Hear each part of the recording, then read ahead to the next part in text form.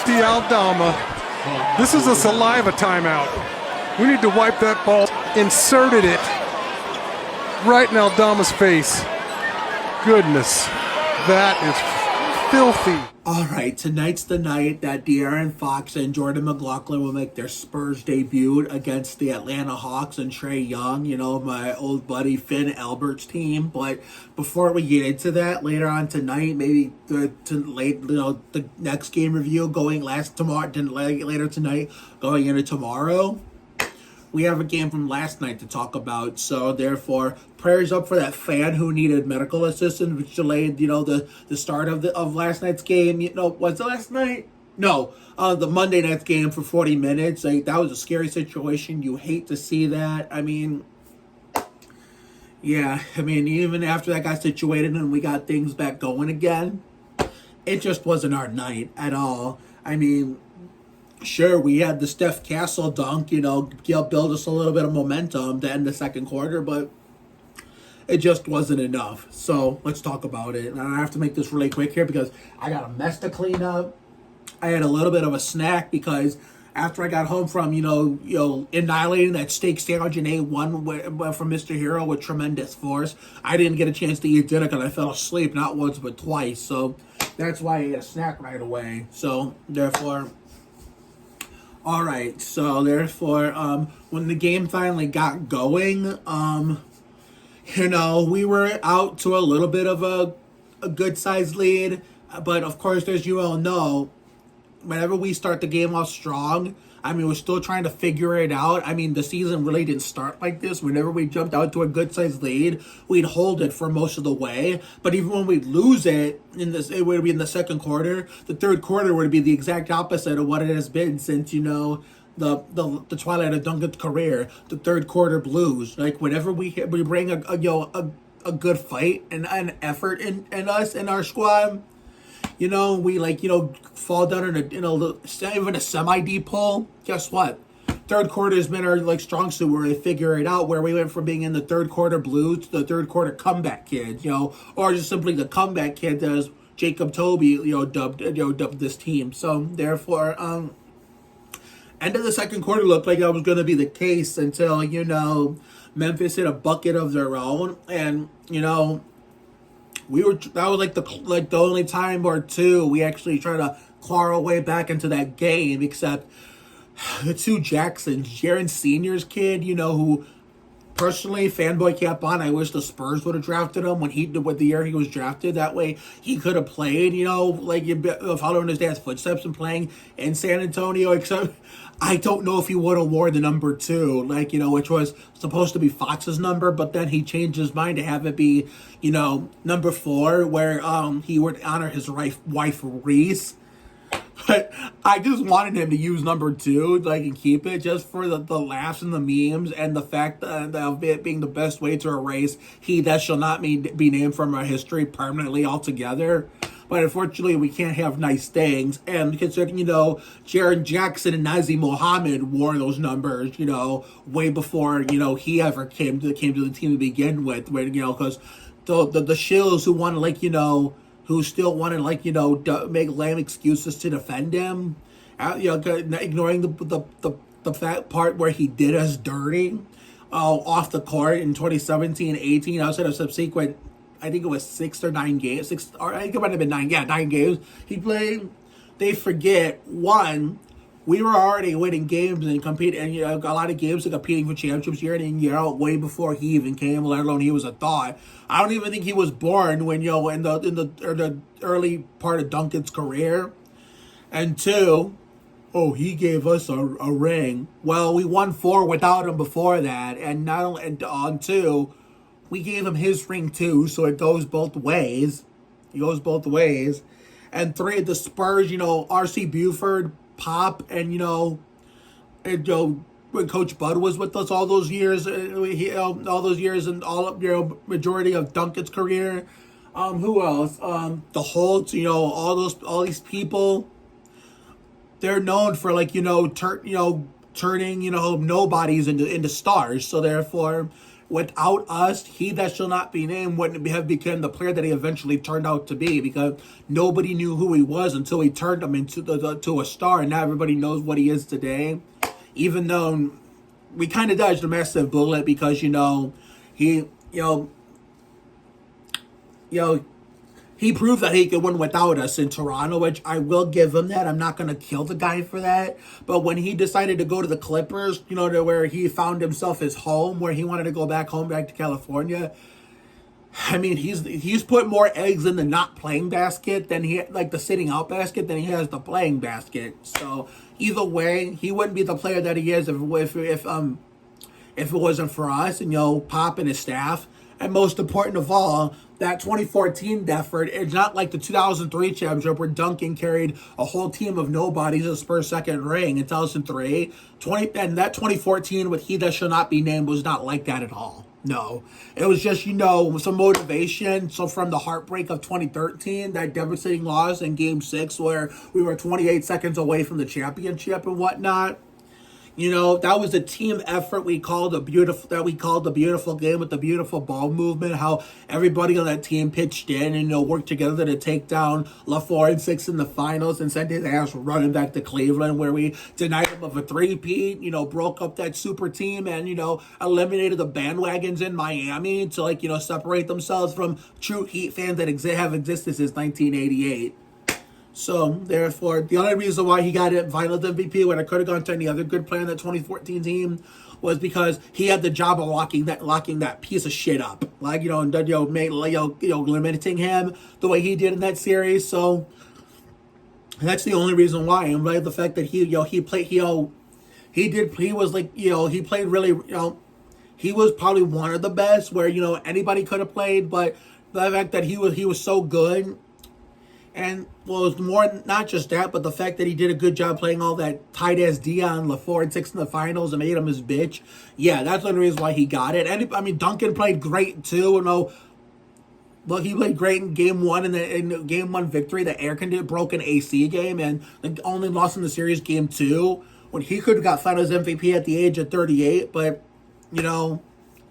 So I'm just sick and tired of the narrative saying he gave us a ring, and like he did it by himself, which there's no I in team. And if anything, that 2003 championship was more of a carry job of Duncan than 2014 was of he that shall not be named. So that's apples and oranges. You want to compare 2014 to 2003 like you lemmings who want to defend them still. And, I'm sorry that I'm going on this rant about he that shall not be. It's all became from the fact that Fox almost took his number, and I'm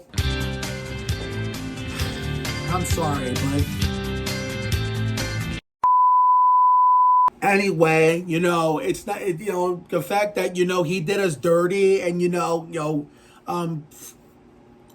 faked an injury, hid from officials. Wasted Ginobili's final season, wasted Parker's last year with us before going to play in Charlotte his last year. Stole 19 to 20 million. Through the Spurs medical staff, allowed Uncle Dennis to go Spurs medical staff under us and deflect blame.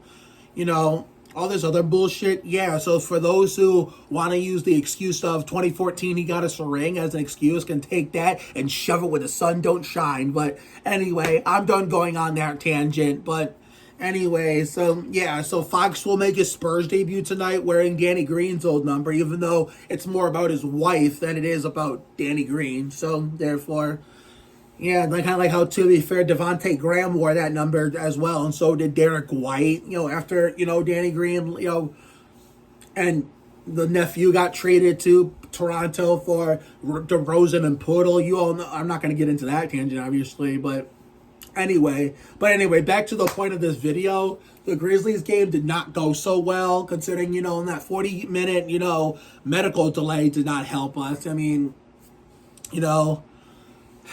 looked like, we were lucky to somewhat stay in it, in the second quarter, when the third, no, I can't talk. When the second half, that third quarter started, we were somewhat in it, but Here's the thing, though. We could have, cut the deficit, cut that big deficit even for, cut into that big deficit even more, and trim their lead down. If this is what really killed us, turnover after turnover after turnover. You can't do that shit, especially on the road. It's more than just being on the road to a really good team like Memphis. So therefore, that's what really killed us. If we were at home, then we would still have like a slim chance, but if you're on the road and it's against a good team in their house, then yeah, you have no chance of winning the game at all, especially with the position that we've been in.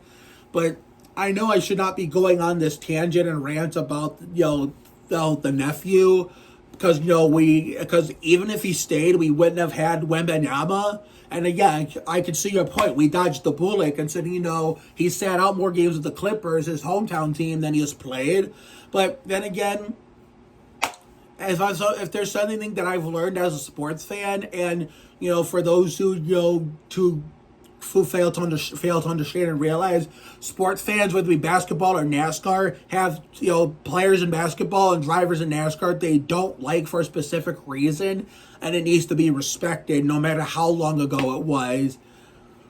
Because if you're a diehard fan of one team and you're a player that was supposed to be a young player that was supposed to be your future did to your squad what he that shall not be named did to us, you'd be pretty damn upset too, and you know it. And don't even get me started on who in the NASCAR community, JL, who attacked me for not liking certain drivers over for legit reasons, regardless of how long ago it was, because he accused me of holding a grudge. Well, I mean, there's other fans who do the same shit too. There's other fans in NASCAR who do the same shit. They dislike drivers for things that they're for like different reasons, no matter how long ago it was. But yet it's crickets when it's them, but when it's me, it's end of the world. I'm not directing this at any of you in particular, any of you at all. This is directed to that N2SC4 piece of shit. I mean, bet you so, and back during those days, back when before he did what he did, if someone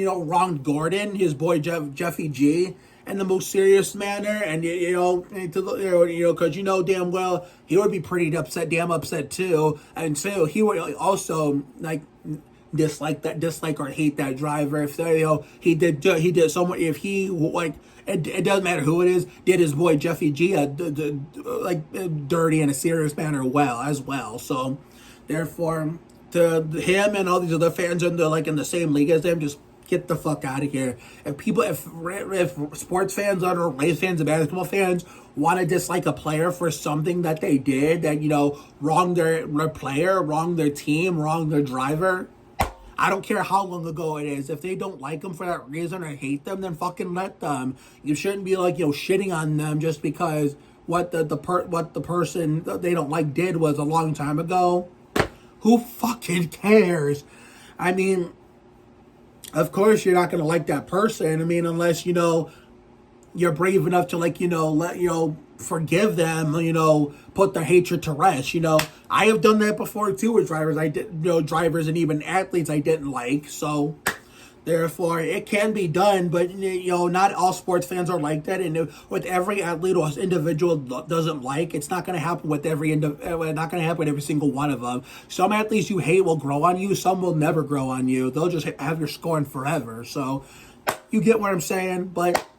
Yeah, but, Stefan Castle played a great game 2 nights ago. Wembanyama, oh my God, this is the part I want to get into. This was two scary moments. Actually, no, 3. 2 with Wemby and 1 with my man Basti. So Wemby went down twice, and we all thought, me, Jacob, and Sean, thought he was injured and needed to leave the game and go to the locker room. And both times he got up and kept playing like it was nothing. And the one time he had to sit down, he had to exit the game.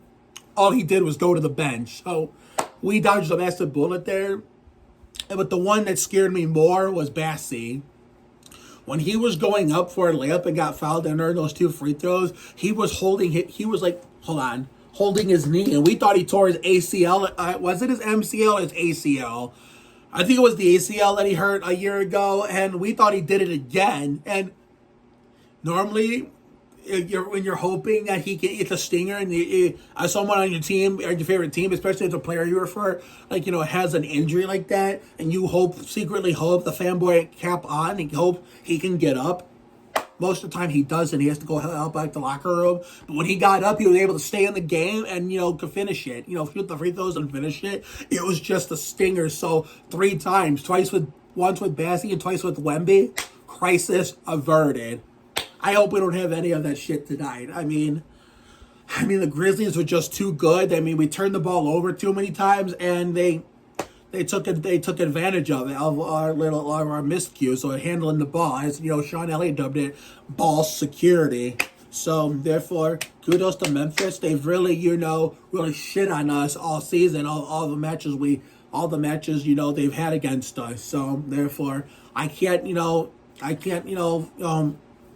discredit him. I have to give credit where credit is due, like a true sports fan, because a fanboy cap on as in someone who's not a true fan would be constantly bad mouthing them instead of not giving them credit where credit is due, which is totally different from just hating something or someone or just a whole ass team. So therefore, I don't want to keep this on for too long because we have to focus on tonight's game. So I will see you all tonight. If not, but if I don't see you guys tonight for the Spurs, Hawks review when we go over De'Aaron Fox's debut, maybe we'll just do it tomorrow. So therefore, yeah, we'll just wait up to see. So if we have to wait, if you guys have to wait till tomorrow, have a good night tonight and a better day tomorrow. Take care, everyone. Good night, and I will see you all for the Spurs game review going over De'Aaron Fox's debut, maybe tonight. But if not tonight, then you'll know why, and you'll probably see it tomorrow. So I'll see you whenever, everyone.